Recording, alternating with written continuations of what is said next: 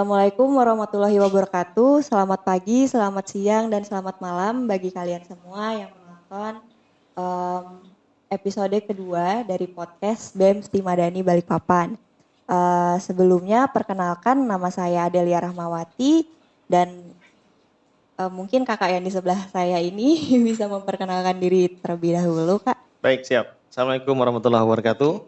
Eh, Sebelumnya saya ucapkan terima kasih banyak atas undangan yang disampaikan ke saya di acara podcast BEM Sti Madani ya. Ya, Del ya? Iya, betul, Oke, Kak. baik.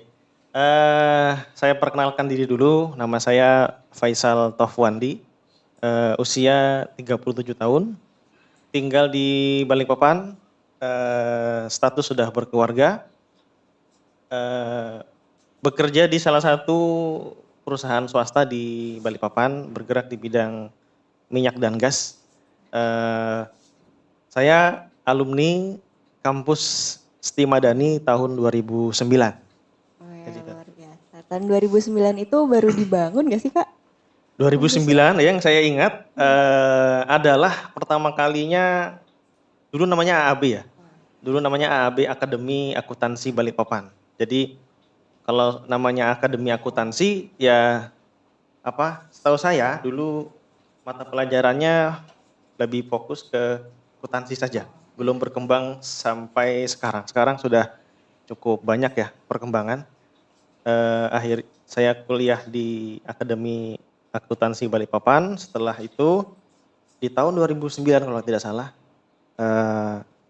AAB berubah menjadi sekolah tinggi ya. Sekolah tinggi artinya dia sudah bisa sampai ke jenjang S1 ya.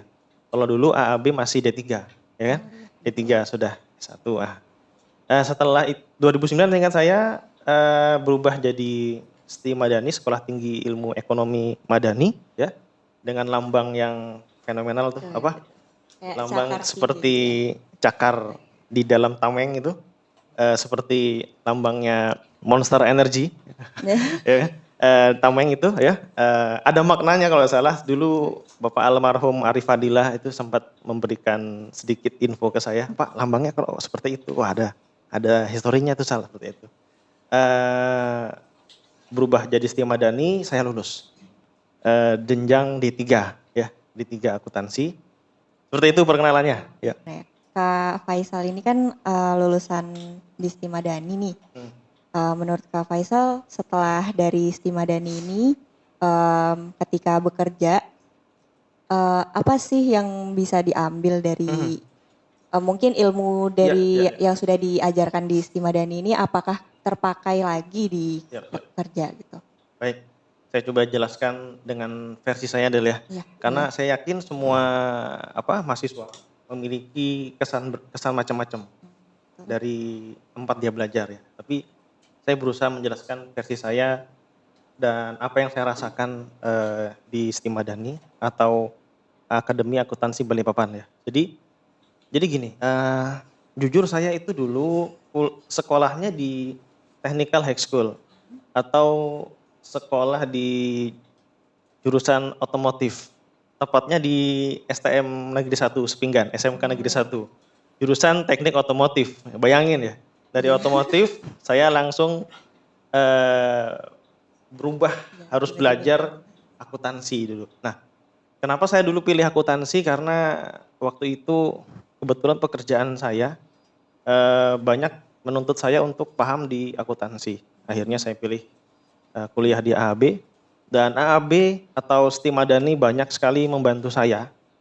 Yang tadinya saya nol dalam hal akuntansi dan akhirnya paham. Ya, paham. Jadi dan dulu waktu masuk perkuliahan ya di teman-teman saya kan semua lulusannya kebanyakan dari SMK 5, SMK 3, SMK 2 ya. Yang sudah punya background background akuntansi ya. Di situ kan SMK 2 kalau tidak salah akuntansi ada. Saya di STM 1, SMK Negeri 1 jurusan otomotif. Situ saya harus beradaptasi dengan cepat ya, karena saya harus bersaing di situ. Jadi belajar sebegitu gimana caranya lah ya saya belajar dan Stimadani banyak membantu saya dalam memahamkan saya yang dari nol menjadi paham akuntansi ya, yang tadinya apa namanya nggak paham jurnal. Kan awal-awal belajar kan jurnal kan, debit kredit, jurnal umum, jurnal khusus, penyesuaian, sampai neraca segala macam kan, seperti itu. Dan akhirnya saya paham di situ kan, menggaris pakai kertas folio. Dulu masih pakai folio, garis debit kredit terbalik-balik itu hal yang biasa. Akhirnya 3 tahun, 4 tahun saya kuliah, akhirnya paham. Dan apa namanya di tugas akhir saya kebetulan saya ngambil kalau D3 kan namanya tugas akhir ya, bukan skripsi ya. Jadi kayak tugas akhir gitu, kita bikin namanya mini skripsi. Jadi ya kayak skripsi cuman sidangnya nggak se ekstrim apa skripsi. Jadi saya ngambil analisis laporan keuangan. Jadi dari situ saya bisa paham dan saya sudah bisa baca laporan keuangan. Jadi kalau misalkan itu yang saya dapatkan, karena di posisi pekerjaan saya sekarang kan saya sebagai operation manager. Jadi di situ saya harus memaksa saya, betul. Memaksa saya harus paham technical, mengcombine-nya dengan dengan keuangan. Jadi saya tinggal kalau mau tahu sehat tidaknya perusahaan gampang. Minta laporan keuangannya. Tolong kasih saya laporan keuangannya. Laporan laba rugi, perubahan modal, sama neraca. Udah, itu aja dilihat. Kita bisa ngelihat perusahaan ini bagus tidaknya. Dari situ saya belajar di situ dan sangat membantu sekali di pekerjaan saya sekarang. Karena dengan itu saya bisa paham akuntansi dengan cukup lah ya. Walaupun seharusnya kalau misalkan mau mendalam saya harus masuk ke S1 ya. Tapi alhamdulillah di 3-4 tahun saya sudah bisa baca laporan keuangan. Perusahaan ini sehat tidaknya saya bisa baca tuh. Neracanya saya bisa lihat. Neracanya ini terlalu besar ininya, hutangnya gitu seperti itu. Jadi kurang lebih seperti itu Del. Perjalanan hidup saya di dunia pendidikan ya seperti itu ya. Gitu. Ya. Apakah cukup? Silakan lanjut lagi. Seberapa merekomendasi sih Kak Faisal untuk mungkin mahasiswa yang baru lulus dari SMA atau SMK itu seberapa merekomendasikan Stimadani pada mereka? Siap. Baik ya. Jadi dari yang saya paparkan tadi bahwasanya saya yang tadinya cuman nggak paham akuntansi ya, dari nol, jurusan teknik otomotif yang tadinya saya 3 tahun berkutat dengan besi, baut, ya kan mobil mogok. Saya dulu itu kerjaan saya. Dan akhirnya saya bisa paham akuntansi sampai ke membaca laporan keuangan di situ. Jadi dari saya ya silahkan ya untuk para siswa-siswa SMK kah, STM kah, silakan. Mau jurusan apapun ya, mau jurusan listrik, teknik otomotif, tata boga, silakan. Kalau mau belajar akuntansi tinggal ke Stimadani dan saya sudah membuktikan. Yang tadinya saya tadi zero tentang akuntansi, saya akhirnya bisa. Saya tuh ingat sekali, saya tuh dapat pelajaran akuntansi itu di SMP kelas 3. Namanya bukan akuntansi, tata buku namanya. SMP kelas 3 ingat saya. Itu muatan lokal namanya. Muatan lokal itu kayak pelajaran yang sekedar dikasih lah gitu loh, mengenalkan seperti itu. Jadi dari saya itu ya. Jadi silahkan segala macam jurusan, mau otomotif, mau tata boga, mau mesin, silahkan kalau mau belajar akuntansi di Stimadani. Saya pikir nggak cuma akuntansi ya, Del ya. Udah ada manajemen SDM sama manajemen pemasaran ya, salah ya. Iya, dan itu mata kuliahnya ada. Ya, dan kalau nggak salah juga ada ekonomi syariah nggak salah. Ya, sudah mulai ada ya. Iya, sudah ada sih sudah Kak ada. Di ini mata kuliahnya. Mata kuliahnya, iya, nah itu. Jadi dari saya itu Del. Saya Jadi sudah merasakannya seperti itu. jadi nggak perlu khawatir ya Kak. Nggak perlu khawatir ya, saya Untuk pikir. yang beda jurusan Beda gitu. jurusan aman, Eh, saya membuktikan sudah. Karena kan sekarang tuh banyak ya siswa yang lulus dari SMA atau SMK-nya itu Betul. mereka tuh berbeda jurusan. Betul. Sebenarnya seperti saya sih. Padahal jurusan apa? Iya, saya dulunya IPA, Oke, tiba-tiba IPA. iya, yang Oke. benar-benar nggak pernah belajar akuntansi sama Iya, iya, iya. sekali itu Bisa ya? tiba-tiba harus dituntut untuk Harus bisa ya. belajar Oke. akuntansi dan di Siti Madani juga Ya. tentunya gitu. Ya sama lah berarti kan kita. Nah, iya. Ya pasti nanti inilah rasakan ya kan seperti itu. Iya. Jadi nggak perlu khawatir ya Kak. Ya aman nggak berarti. Silakan. Ini yang saya dengar-dengar nih, Mm-mm. Kak Faisal ini kan aktif dalam berorganisasi ya di Ya kampus makanya itu. saya kuliahnya 4 tahun ya. Karena kebanyakan itu. Iya. Tapi bukan alasan sih sebenarnya ya, bukan alasan. Ya silakan deh lanjut ya. Iya, apa sih motivasi Kak Faisal dalam mengikuti organisasi di Siti Madani itu? Jadi gini, kebetulan di Siti Madani itu saya diberikan banyak kesempatan sebenarnya. Yang mana mungkin mahasiswa lain mungkin tidak mau mengambil itu ya. Jadi saya pertama kali masuk di Siti Madani langsung direkrut sama organisasi Pusdima ya, keislaman di sana. Pusdima, dulu namanya Pusdima AAB, lambangnya apa? Kayak kubah gitu. Sekarang berubah jadi Pusdima Siti Madani dan itu kebetulan lambangnya apa? Saya yang desain itu ya. Disetujui di ADART. Saya lupa tahun berapa. Pokoknya 2009 mungkin. Begitu berubah nama, logo harus berubah. Bikin logonya, kita sidangkan. Dulu kita organisasi cukup rapi. Serius, cukup rapi. Setiap pergantian pengurus, kita kayak sidang DPR kecil-kecilan gitu. Jadi ada tim formatur, ada apa? Ada hakimnya, ada ini ya. Jadi yang kita bahas biasanya ADART. ADART-nya Pusdima itu dibedah tuh. Dibedah.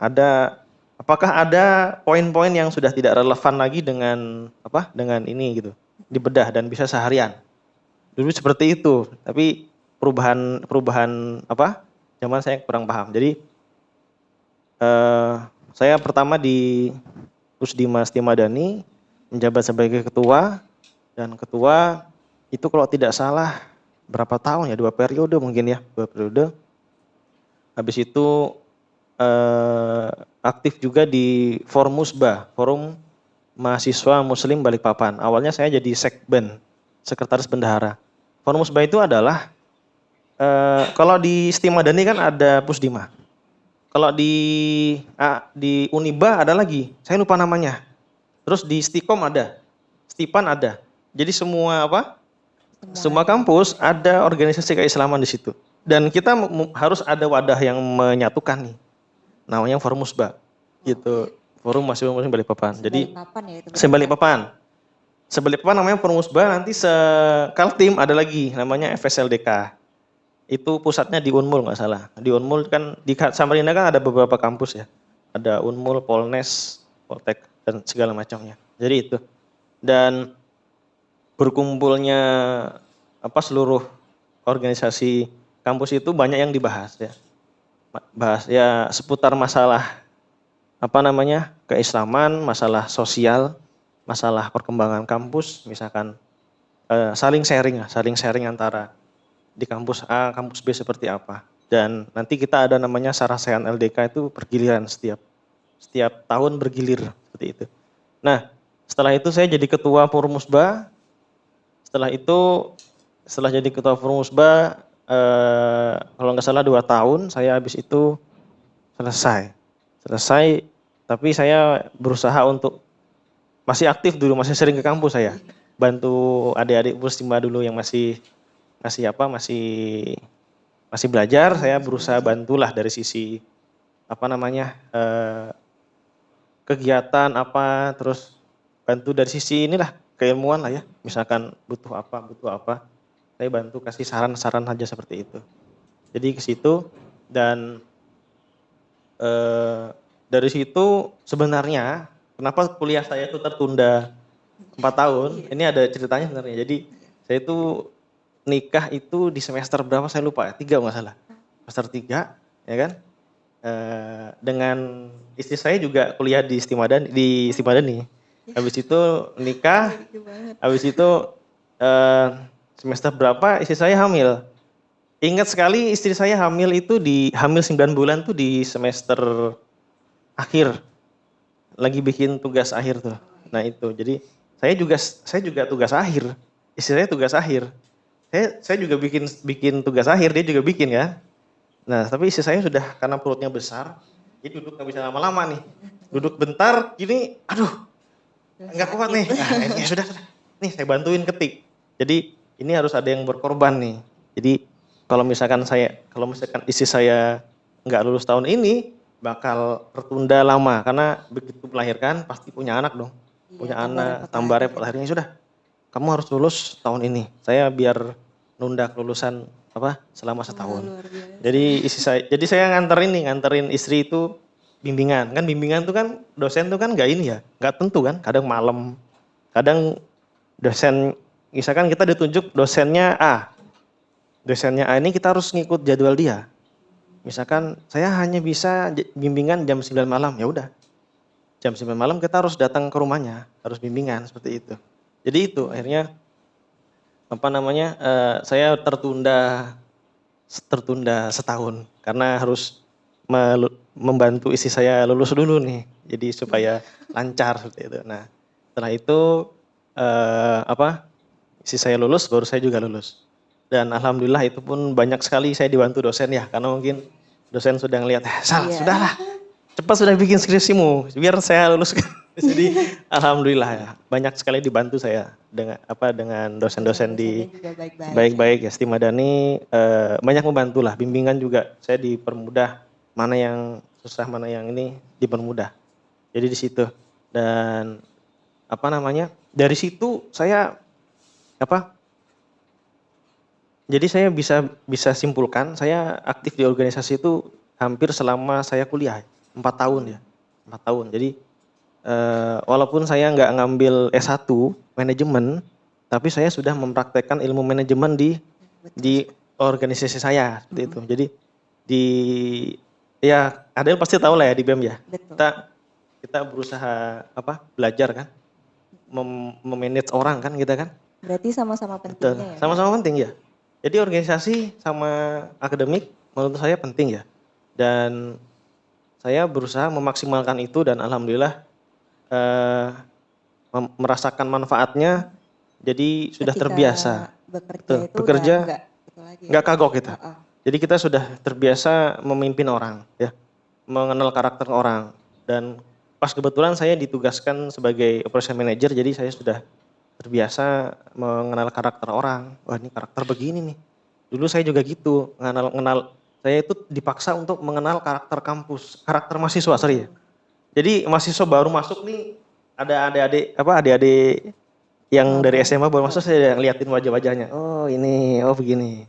Oke, kita gimana cara mengetahui adik-adik ini, kita nanti kan biasa ngadakan ospek ya. Ospek. Kalau Pusdima juga ada ospeknya, kita bikin kayak semacam outbound kecil-kecilan. Dari situ kita kenal, karakter mahasiswa tahun ini seperti ini. Program apa yang cocok ya. Jadi kita itu dipaksa untuk berpikir itu kan. Pertama mengenal market kita, yaitu mahasiswa-mahasiswi ini.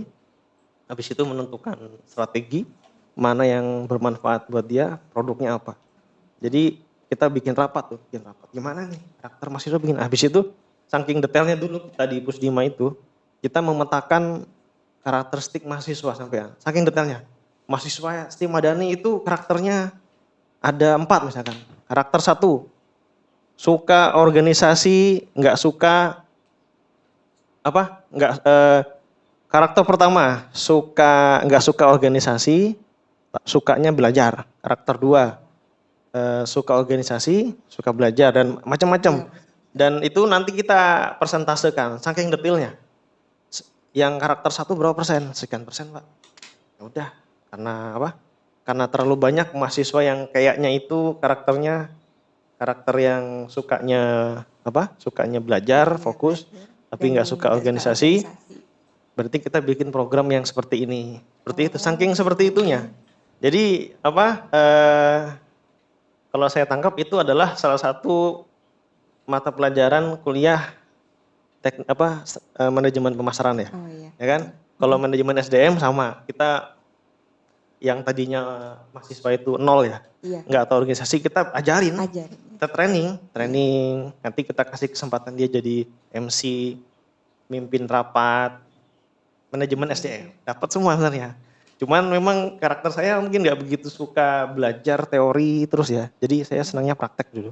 Jadi dapat pelajaran manajemen SDM sedikit, ya udah itu aja dipraktekin terus selama 4 tahun. Sebenarnya lebih aplikatif seperti itu. Lebih efektif kalau dipraktekkan kan Kak. Betul. Makanya sangat terasa di kehidupan saya ya, baik di pekerjaan maupun di masyarakat. Kadang-kadang kan di masyarakat kan kita juga disuruh mimpin ya rapat RT lah. Jadi panitia 17 Agustus lah gitu ya. Seperti itu. Jadi sangat membantu dan Stimadani sangat memberikan kesempatan seluas-luasnya untuk mahasiswa berkreasi di kegiatan mahasiswa UKM ya namanya ya. Seperti itu. UKM kan gitu. Jadi gitu Del. Menurut saya. Berarti kan tadi bisa diambil kesimpulan ya Kak. Iya. Dari segi akademik, organisasi juga harus seimbang dan itu sangat penting juga buat untuk karir kedepannya. Betul. Namanya soft skill ya. Kalau nggak salah namanya soft skill. Soft skill itu ya ilmu-ilmu begini nih. Kayak Adel jadi MC ini namanya soft skill juga. Jadi itu nggak bisa dipelajari di kampus kan? Di kampus apa? Kelas-kelas ya. Betul. Itu bisa dipelajari. Teori sih. Betul. Itu dipelajari di organisasi, di BEM lah, Pusdima atau UKM lainnya seperti itu. Yang saya tahu nih Kak Faisal ini kan udah dipercaya ya jadi ketua ikatan alumni Stimadani ini. Oh iya. Itu mungkin bisa diceritakan gimana sih Kak? Itu diingatkan sama Adel ini. Terima kasih Del. Baik, saya di sini juga terima kasih dikasih forum ya di podcast BEM Stimadani. Kebetulan saya baru tahun ini sih dipercaya sebagai ketua IKA Stimadani. Sebelumnya Pak Wahyu Junaidi dulu ketuanya. Beliau juga bukan satu angkatan ya, tapi saya lebih tua dari Wahyu dulu. Pak Wahyu itu setelah berapa tahun setelah saya gitu, nggak salah saya lupa. Berarti adik tingkat. Adik tingkat lah, saya bilang adik tingkat Wahyu. Beliau menjabat sebagai ketua IKA Stimadani dan sudah berapa tahun akhirnya mungkin beliau sibuk sekarang kan Pak Wahyu sekarang dosen ya mengajar. Jadi banyak fokus di Stimadani ya. Jadi kita kemarin rapat dengan beberapa alumni yang ada. Akhirnya dapatlah voting. Saya juga sebenarnya sih saya kaget juga kok saya menang sih yuk bilang gitu. Ini hasil keputusannya begini seperti itu. Jadi akhirnya dapat ditunjuklah voting. Akhirnya saya sebagai ketua IKA Stimadani dan dibilang ya berusaha untuk memaksimalkan tugas yang diberikan. Jadi saya berusaha di sini untuk mengumpulkan atau menyatukan lah ya para alumni Stimadani yang ada di Balikpapan dan sekitarnya ya untuk bisa berkumpul bareng sebagai sesama saudara ya ikatan alumni, tidak perlu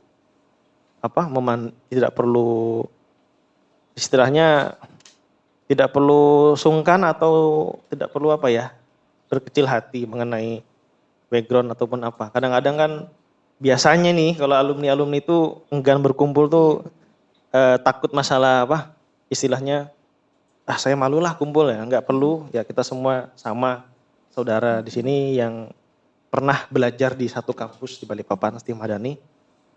Kita pinginlah untuk membentuk suatu ikatan yang sifatnya kekeluargaan, jadi bisa saling support satu sama lain, saling bantu ya. Dan mungkin seandainya ada adik-adik kita yang belajar di Stimadani membutuhkan bantuan ya. Betul sekali. Bantuan nggak harus materi ya Del ya. Iya, betul. Dan bantuan yang sifatnya masukan, saran ya. Dari dari alumni-alumni bisa inilah ada wadahnya seperti itu. Jadi itu sih yang misi saya sih seperti itu ya, masih dalam progres berusaha untuk menyatukan kawan-kawan semua yang ada di alumni Stimadani yang ada supaya bisa berkumpul lah seperti itu. Masih progres, sudah ada beberapa grup WhatsApp yang sudah terbentuk ya, tapi tidak semudah itu, masih masing-masing banyak kesibukan ya. Kita sudah mengumpulkan alumni sampai di tahun 2005 masih sudah ada. Kita sudah saling sudah ada dalam grup WhatsApp tertentu yang sudah masih zaman-zaman AB ya, juga. Iya, susah banget benar ya. Apalagi udah beberapa tahun yang lalu gitu. Betul, angkatan saya itu pun sudah masih berteman, masih ini. Cuman kalau sudah angkatan saya ke depan, saya sudah nggak bisa ngikutin lagi. Makanya saya butuh support dari teman-temannya Pak Wahyu kan. Pak Wahyu kan angkatan di bawah saya, yang lainnya segala macam. Pak Amir juga ya. Mbak Yeni, siapa lagi yang belum saya sebut ya. Saya nggak begitu banyak kenal kalau misalkan yang angkatan di bawah saya. Jadi itu, mudah-mudahan di forum podcast ini bisa tersampaikan seperti itu ya. Dan ini juga salah satu bentuk lah ya yang kita diundang di podcast ini, salah satu bentuk sumbangsi lah. Mudah-mudahan ada manfaatnya obrolan ini gitu Del. Iya. Jadi begitu Del. Ada lagi kira-kira yang menarik dalam hidup saya di situ? Sebenarnya ada sih Kak. Mungkin dari pengalaman kerjanya gitu sama pengalaman kehidupan setelah lulus gitu loh Kak. Iya, yang jadi saya mau tanyakan tuh. Jadi sebenarnya setelah lulus itu saya berusaha mencoba semua pekerjaan ya. Saya sempat jadi salesman door to door. Dulu tahun berapa itu belum ada Instagram, WA belum ada nih. Jadi kalau sekarang mau memasarkan, misalkan Adel punya produk cukuran jenggot misalkan, cukup difoto, posting di TikTok, langsung bisa dikenal. Ikutin yang tren aja. Gitu. Betul. Lalu dulu door to door itu saya bawa panci cukur jenggot itu dulu masih pakai SMS pakai handphone yang masih jadul itu. Jadi itu door to door, ketok pintu door to door. Pakai baju rapi, pakai dasi, sepatu, rambut klimis dulu. Ingat saya dulu. Itu keliling ke rumah-rumah, ketok pintu, nawarkan produk. Makanya saya public speaking belajarnya di situ, makanya ngalir aja gitu ngobrol. Mentor saya dulu jago banget. Mentor saya tuh dulu pernah tahu MC senior namanya Indi Baren. Nggak tahu ya? Yang tandemnya Indra Bekti itu loh, Indi Baren penyiar radio. Itu seperti itu. Kalau ngomong jago banget kalau ngomong. Di situ saya belajar di situ. Nah, saya nyoba menjadi itu selama kurang lebih sebulan kali ya. Keliling rumah ke rumah, door to door untuk memasarkan produk itu. Ada satu moto yang inget banget saya dari mentor saya itu, dia bilang, Faisal, kamu hari ini harus ngobrol dengan 10 orang misalkan. Target saya itu dulu. Mau beli mau enggak, pokoknya kamu ngobrol dulu 10 orang, nawarin produk gitu. Jadi dia bilang, semakin sering kamu mendapatkan kata tidak, maka kamu akan mendekati kata ya. Maksudnya gini, misalkan ketok pintu 10 orang nih, 5 orang no. Nah, kamu bentar lagi dapat kata ya tuh gitu. Motivasinya begitu, dan sebaliknya. Kalau kamu ketok pintu dapat kata ya, kamu akan mendekati kata tidak seperti itu. Dan akhirnya saya mencoba itu kayaknya melelahkan ini. Saya keluar. Itu langsung setelah lulus dari Stimadani apa gimana? Itu seingat saya masih sambil, saya kan kuliah sambil kerja ya. Jadi itu, habis itu saya coba lagi mengajar.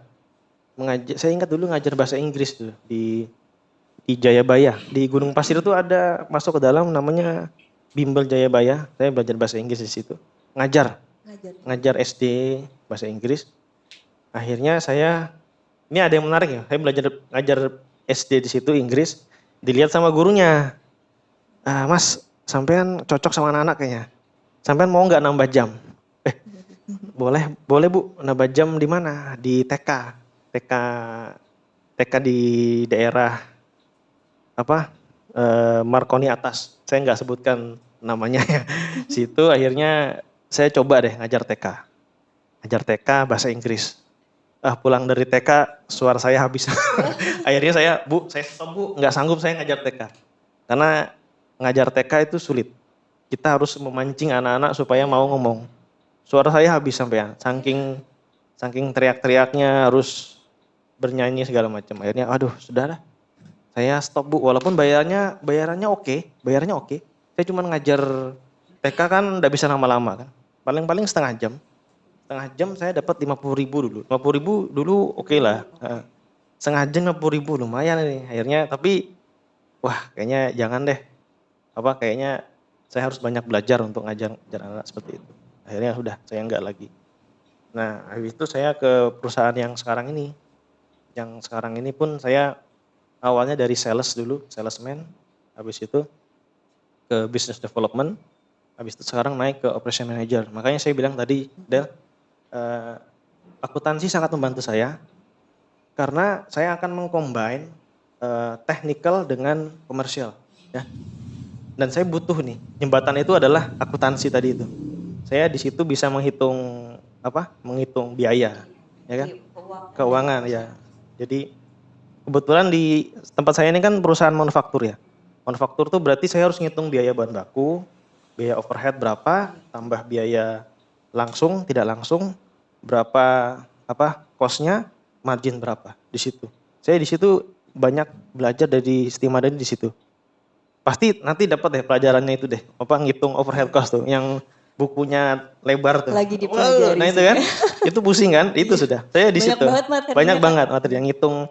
Kita harus bedain nih, mana yang disebut dengan direct cost, mana yang disebut dengan OHC, overhead cost, mana yang disebut dengan biaya langsung, tak langsung. Letaknya gross margin tuh di mana? Margin kotor. Letaknya margin bersih di mana? Letaknya net profit after tax di mana? Itu nanti EBIT, earning before interest and tax seperti apa? Masih ingat saya.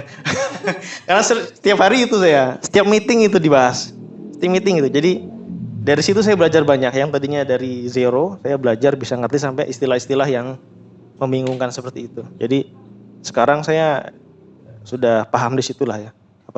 Cara baca laporan keuangan. Jadi dari situ saya mengcombine lah ya antara yang teknik dengan komersial.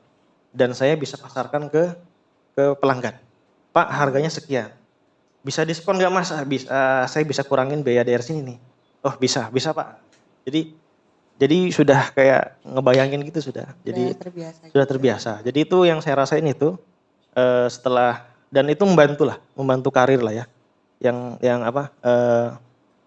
technical, komersial itu, dan itu jarang sih. Orang yang seperti itu jarang. Jadi saya berusaha menjadi orang yang jarang itu ya. Jadi bisa kadang-kadang orang justru yang langka itu. Betul. Jadi finance saya dia memang mendalam secara finance ya. Saya punya finance yang memang tugasnya hari-hari finance, tapi dia tidak ngerti teknikal. Jadi kadang-kadang kalau mau ngitung barang, ini barangnya apa sih gitu. Jadi harus tanya saya dulu. Tapi saya beruntungnya sih itu ya, bisa teknikal saya tahu, oh ini barangnya ini Pak. Ini harusnya paling-paling nggak harus setiap hari diganti. Jadi kita bisa tahu lah kontrol mana barang-barang yang harusnya tidak perlu diganti. Ada kelebihan kekurangan seperti itu. Walaupun saya nggak begitu mendalam seperti accounting saya. Kalau dia Pak mendalam sekali sampai ke mana? Audit, sampai ke jurnal umum, jurnal khusus dan yang lainnya, sampai menghadapi auditor independen, ya kan ada kan? Ada. Auditor independen kan, yang dari kelasnya dari luar negeri sudah, kayak semacam PwC, PricewaterhouseCoopers sama KPMG itu kelasnya sudah kelas internasional. Kalau di negara sih BPK namanya, Badan Pengawas Keuangan. Itu juga kadang-kadang audit juga. Jadi itu sih, kalau sudah ke situ itu sudah ranahnya accounting. Saya sih di bagian operation. Gimana caranya supaya untung aja nih perusahaan gitu. tugasnya itu. Jadi saya bisa kontrol nih, untungnya perusahaan ini harus seperti apa. Jadi nggak cuma asal operasi, tapi saya juga harus bisa memastikan bahwasanya kegiatan perusahaan ini menguntungkan. Kan ada nih perusahaan kelihatannya sibuk nih, kerjaan banyak kan.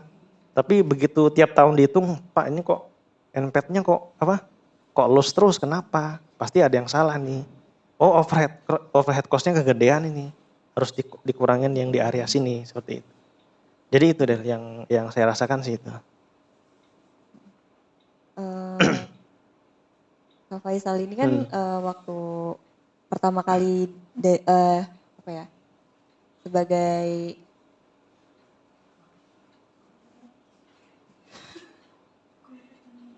eh, kalau berdasarkan background dari Kak Faisal sendiri ini kan ada 3 perusahaan ya. Iya, Nah itu ya 3 perusahaan. bisa gimana sih caranya dari yang awalnya biasa aja terus tiba-tiba bisa jadi manajer seperti Kak Faisal sekarang ini? Oke. Saya nggak nyebutin namanya ya Del ya, nama perusahaannya ya. Saya kadang-kadang malu sih, berusaha untuk tidak menyebutkan nama-nama tempat saya bekerja. Jadi Jadi sebenarnya gini, saya awalnya kerja di perusahaan yang tempat saya sekarang ini.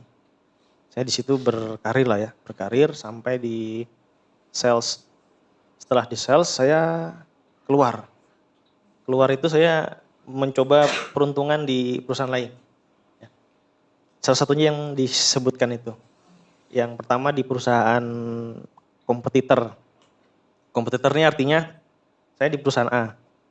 Perusahaan A ini punya saingan namanya perusahaan B. Saya ke perusahaan B lah seperti itu. Mencoba peruntungan di situ. Ya kan? Nah, akhirnya saya nggak bertahan lama di situ, saya pindah lagi ke perusahaan C. Perusahaan C ini bukan kompetitor, tapi di bidang lain. Kalau perusahaan A dan B ini adalah minyak dan gas, perusahaan C ini perusahaan batu bara. Itu, batu bara. Nah, saya berkarir di situ kurang lebih hampir setahun. Tahu-tahu perusahaan A yang tempat saya kerja sekarang ini memanggil saya lagi. Jadi Pak Faisal masih kerja kah? Masih Pak. Bisa nggak balik lagi bantu perusahaan? Oh boleh. Sebagai apa nih? Nanti dibicarakan lah. Bicarakan akhirnya. Saya balik lagi ke perusahaan A. Itu saya ingat sekali. Saya dipanggil sama atasan saya itu di interviewnya bukan di kantor ya. Ketemu di hotel ini aja. Ketemu di hotel ngobrol aja. Tawar-menawar gaji ya, salary sekian. Job desk-nya apa Pak? Sekian. Sudah, targetnya apa? Ini targetnya. Ya sudah, akhirnya saya balik ke situ. Tapi bukan sebagai sales. Posisi saya terakhir itu sales ya. Saya balik ke situ sebagai business development. Business development itu ya berpikir bagaimana mengembangkan bisnis. Tapi saya di situ membawahi sales ya. Jadi business development itu dalam org chart-nya yang ini membawahi beberapa sales. Jadi saya mengkontrol sales ini, kamu ke sini. Saya sebagai direktur aja. Arah pasarnya ke sini, kamu nanti ke sini seperti itu. Akhirnya saya di situ sampai kalau nggak salah hampir 5 tahun saya di situ. Dan akhirnya saya diamanahi di operation manager. Karena operation manager bos saya yang lalu itu keluar dan dia butuh pengganti. Dia pengen cari orang lokal katanya saya. Cari orang lokal, Balikpapan. Kenapa Balikpapan? Karena murah ya. Karena nggak perlu bayar bayar perumahan, ongkos tiket. Jadi itu. Akhirnya dia cari orang lokal yang mumpuni, yang siap. Ya udah, saya dikasih kesempatan. Ini sekarang udah berjalan 2 tahun. Jadi sebenarnya orang Balikpapan itu sangat berpeluang. Berpeluang karena kan perusahaan-perusahaan itu kan banyak dari Jakarta, dari luar kan. Dia butuh sumber daya lokal nih yang bisa di-upgrade. Jadi ya mudah-mudahan sih mahasiswa Asti Madani bisa berkontribusi lah untuk menyambut perkembangan bisnis di Balikpapan ini, karena mulai rame sih, mulai rame. IKN betul, itu sudah mulai ramai, banyak sekali sektor-sektor yang akan berkembang ya. Sektor sektor perumahan ya, sektor perumahan, sektor apalagi pariwisata dan macam-macam ya. Pokoknya Balikpapan kan sebagai penyangga IKN. Jadi apapun kebutuhan IKN, dia akan berusaha membidik di Balikpapan dulu nih yang terdekat kan gitu. Kalau Balikpapan nggak bisa baru keluar ke mana. Makanya mulai banyak sekali perusahaan-perusahaan dari Jakarta, dari mana-mana ke IKN, ke Balikpapan untuk invest baik itu kantor cabang ke apa. Dan dia itu harus ditopang sama ini sumber daya manusia dari lokal lah ya. Betul, lokal. Makanya ini ayo nih adik-adik Siti Madani ini harus bisa memanfaatkan peluang itu seperti itu. Jadi itu ya. Yang lokal itu lebih betul, gitu ya. lebih diberikan kesempatan, karena kalau dari luar perusahaan itu bisa, kalau misalkan meng-hire orang dari luar, dia harus keluarkan biaya perumahan untuk si orang tersebut dan tiket pulang pergi, biasa seperti itu. Dan gajinya juga pasti beda lah, karena kan dia minta ada tunjangan, dia jauh dari kampung halaman seperti itu. Jadi gitu deh.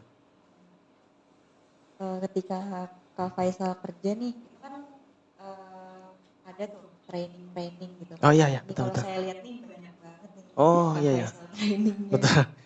Itu dilakukannya setelah lulus atau sambil seiring berjalannya waktu gitu loh Kak?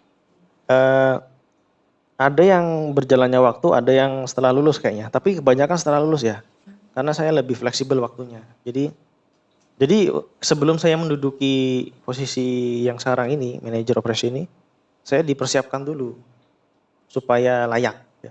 Jadi ada beberapa training yang harus saya ikuti, banyak sih di beberapa daerah dan negara. Di Singapura pernah, di Malaysia sama di Thailand pernah.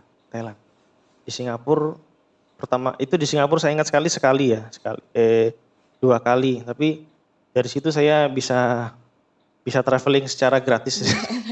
Jadi di Singapura tuh pertama kali saya training adalah training training negosiasi dan how to win our customer. Jadi itu sebenarnya lebih ke sales. Jadi bagaimana cara kita memenangkan hati pelanggan kita. Jadi itu trainingnya di situ. Dari trainernya mengutip dari buku Dale Carnegie ya. Jadi dari situ dia bagaimana caranya supaya kita ini begitu ikut training bisa memenangkan hati si pelanggan kita. Seperti itu. Itu lebih ke sales sebenarnya. Terus setelah itu ikut namanya development training. Development training ini saya ingat 6 bulan ya, 6 bulan. Jadi keliling Malaysia berapa hari, habis itu di Thailand berapa hari, seperti itu. Jadi di Malaysia sempat 2 minggu di sana ya, di Johor, belajar di sana. Kalau yang 2 minggu ini kayak semacam study tour lah ya. Jadi di sana itu ada perusahaan yang kamu bisa ambil pelajaran. Kamu ke sana dulu deh, bantu-bantu di sana. Jadi kita di sana bantu-bantu. Oh, ngelihat cara dia ngelola perusahaan. Setelah itu saya ke Thailand. Ke Thailand itu training biasa, cuman kebetulan lokasinya di Thailand dan bareng dengan berbagai macam peserta dari negara lain. Jadi saya mewakili Indonesia lah istilahnya.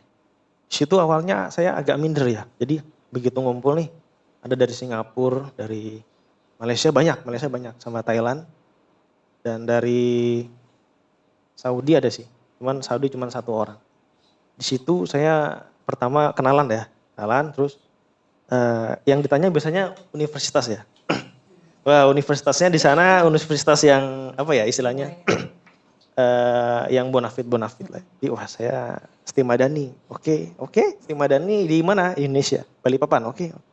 Yang lainnya, jadi di situ saya mewakili Indonesia ya, dan bersama dengan kampus-kampus lain di Asia Tenggara lah seperti itu. Tepatnya seperti itu. Jadi training di sana bareng-bareng dan alhamdulillah sih lancar ya. Dan setelah training selesai baru saya ditempatkan di posisi sekarang ini. Ada training juga setahun, apakah cocok tidaknya. Kalau cocok lanjut, kalau nggak cocok ya di stop seperti itu. Boleh Jadi tahu nggak trainingnya sih, itu. Kak? Info-info training kayak gitu boleh tahu nggak sih, Kak? Kalau itu trainingnya dari perusahaan sih, dari internal perusahaan. Jadi perusahaan Ada menawarkan ada gitu ya? menawarkan, oke ikut seperti itu. Kendala bahasa bener, memang jadi sekarang mahasiswi Istima Madani bahasa Inggris sekarang itu hal yang sudah bukan harus ya, istilahnya harus bisa lah ya, harus bisa. Gimana caranya? Kursus kah apakah? Silahkan gitu. Saya kursus bahasa Inggrisnya juga dulu di BIEK gitu. Di BIEK habis itu ngambil kursus lagi di English First, ambil paket dulu. Kalau English First itu jadi promosi English First saya. English First itu gurunya langsung orang bule soalnya. Tit aja nggak sih, Kak? Boleh nanti jadi ini. Jadi di situ langsung belajar, langsung komunikasi di situ. Jadi di situ saya pikir sih sekarang Istima Madani udah mulai menekankan itu ya. Saya dengar-dengar sih sekarang skripsi harus harus bahasa Inggris atau apa kan. Nah itu mulai ke situ. Arahnya ke situ dan saya pikir sudah mulai membaca itulah bahwasanya bahasa Inggris jadi hal Karena yang sangat urgent, juga ya, penting, Kak. ya penting, betul sekali. Dalam dunia pekerjaan bahasa sangat penting dan mau nggak mau gitu, kita nggak bisa pilih ya. Pengennya sih kita bahasa Indonesia semua, cuma sekarang bahasa Inggris jadi bahasa internasional sekarang, seperti itu. Berarti itu untuk training kan, Kak, pasti butuh biaya kan, Kak? Ya, Itu dari perusahaannya? ya kebetulan sih dari perusahaannya. Di situ nanti diikat kontrak. Kamu saya trainingkan ini, kamu nggak boleh resign selama misalkan 2 tahun, seperti itu. Oke? Seperti itu. Jadi kalau misalkan resign nanti kita ada semacam penalti ya namanya. Kayak penalti seperti itu.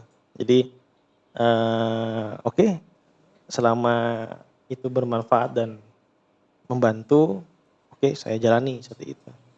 Jadi gitu ya, ya selain pengalaman training, banyak ya pengalaman-pengalaman unik lah ya di luar negeri itu yang kita tahu lah ya, mengenal budaya di sana.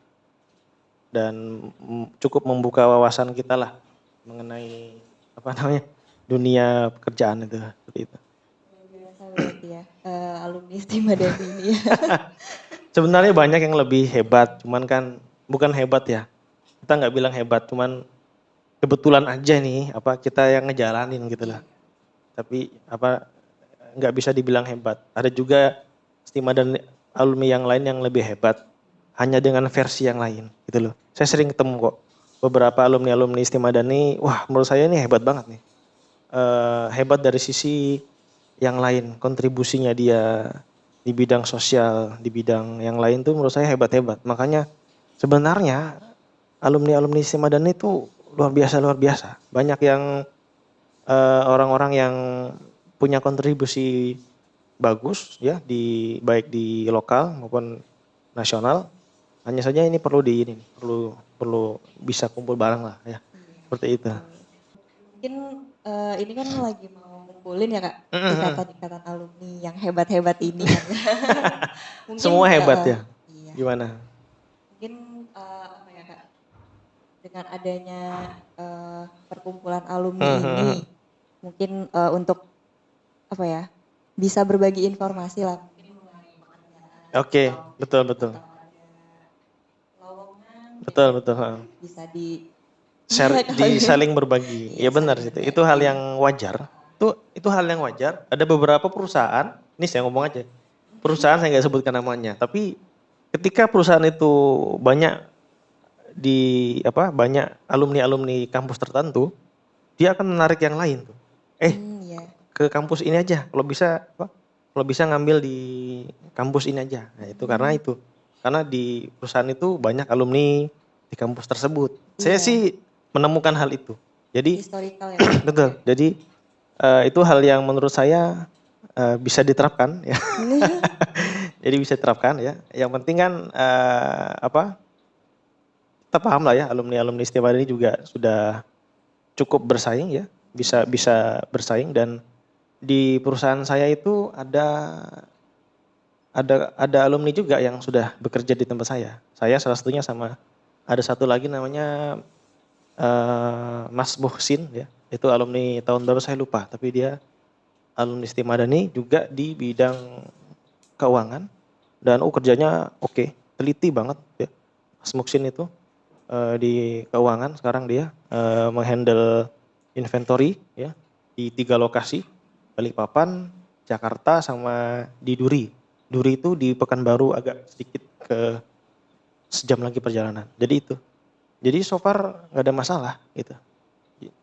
Itu hal yang bisa diterapkan, dan itu di beberapa kampus kayaknya sudah menerapkan hal itu kan. Seperti itu. Ini saya juga dengar kalau si Madani itu banyak apa ya, untuk masalah relasi ke karir itu kuat. Saya ada. Iya, betul. Ada beberapa ya, enggak cuman di swasta sih.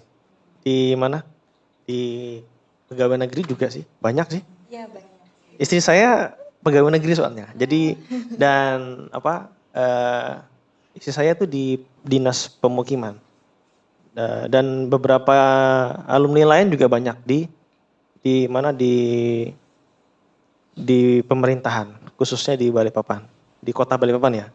Itu juga istilahnya berarti kan alumni Istimewa Madani semua luar biasa, hebat-hebat di bidang masing-masing kan gitu. Nggak ada orang yang hebat semua di semua bidang ya. Jadi semua itu pasti ada ininya, ada istilahnya, ada spesialisasinya lah ya, seperti itu. Jadi semua nggak ada masalah, oke. Jadi tugas saya nih dikasih amanah untuk mengumpulkan mereka-mereka itu, seperti itu. Mudah-mudahan bisa lancar seperti itu. Ya. Mungkin ada kesan atau pesan untuk dimulai dari siswa dan siswi yang mau kuliah dan kepada para alumni yang mencar-mencar. Iya, betul. Sebenarnya oke, mungkin untuk siswa dulu ya. Siswa dulu, oke.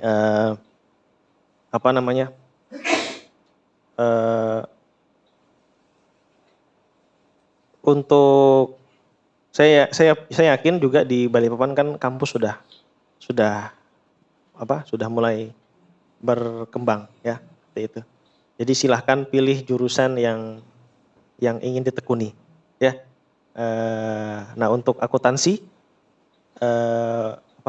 keuangan atau manajemen ya. Saya sih sebagai alumni Istimewa Madani yang sudah merasakan manfaat dan yang saya rasakan ya, silahkan bisa berkuliah di Istimewa Madani ya. Alamatnya mungkin sudah tahu semua ya Del ya, di Gunung Pasir ya. Depannya perpustakaan ya. Kampusnya juga sudah, fasilitas juga saya pikir sudah sangat baik sekali ya. Sudah terus berkembang ya.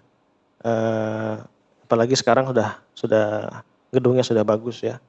Parkiran luas segala macam. Jadi saya pikir jika ingin kuliah mengambil jurusan akuntansi, manajemen, silahkan, nggak ada salahnya di Istimewa Madani ya, silahkan ya. Saya sebagai alumni di sana sudah membuktikannya. Ya. Terus untuk para alumni ya, sebenarnya bukan berpencar, masih di sini, masih di Balikpapan ya. Hanya saja kita perlu lagi sedikit berkomunikasi dengan lebih intens dan terwadahi ya. Kita masih sering berkomunikasi, cuman kan masih ngalur ngidul nih masalah. Kita pengen punya sebuah wadah yang mana di situ kita bisa berkomunikasi secara terukur ya namanya. Atau sebenarnya sih saya pengennya ini nggak perlu terus serius Istimewa Madani ini. Pokoknya ayo lulusan Madani ayo lah ngumpul lah gitu. Kita ngobrolin apa di situ silakan.